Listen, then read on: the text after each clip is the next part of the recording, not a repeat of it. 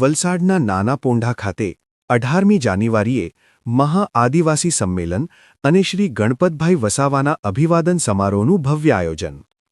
નાના પોંઢા એપીએમસી ખાતે જિલ્લા ભાજપ પ્રમુખ હેમંતભાઈ કંસારાના અધ્યક્ષસ્થાને અગત્યની બેઠક યોજાઈ. ધારાસભ્યો અને સંગઠનના હોદ્દેદારોએ કાર્યક્રમને સફળ બનાવવા કાર્યકરોને માર્ગદર્શન આપ્યું.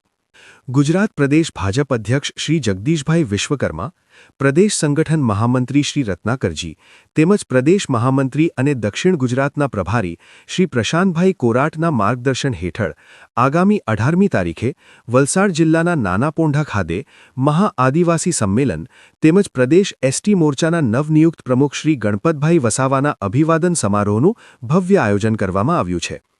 આ કાર્યક્રમની પૂર્વ તૈયારીના ભાગરૂપે આજે નાના પોંઢા એપીએમસી હોલ ખાતે વલસાડ જિલ્લા ભાજપની એક મહત્વની બેઠક યોજાઈ હતી.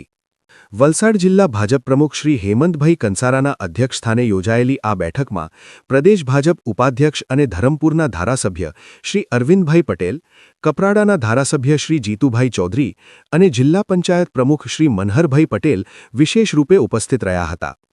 બેઠકમાં ઉપસ્થિત આગેવાનોએ કાર્યક્રમના આયોજન અને વ્યવસ્થાપન અંગે વિગતવાર ચર્ચા કરી હતી. પ્રદેશ ઉપાધ્યક્ષ અને ધરમપુરના ધારાસભ્ય શ્રી અરવિંદભાઈ પટેલે આ સંમેલનને ઐતિહાસિક બનાવવા માટે જિલ્લાના ખૂણે-ખૂણેથી મોટી સંખ્યામાં કાર્યકર્તાઓ અને આદિવાસી સમાજના લોકો ઉપસ્થિત રહે તે માટે જરૂરી સૂચનો આપ્યા હતા. યજમાન ધારાસભ્ય શ્રી જીતુભાઈ ચૌધરીએ કાર્યક્રમની સફળતા માટે માળખાગત તૈયારીઓ અંગે માર્ગદર્શન પૂરું પાડ્યું હતું.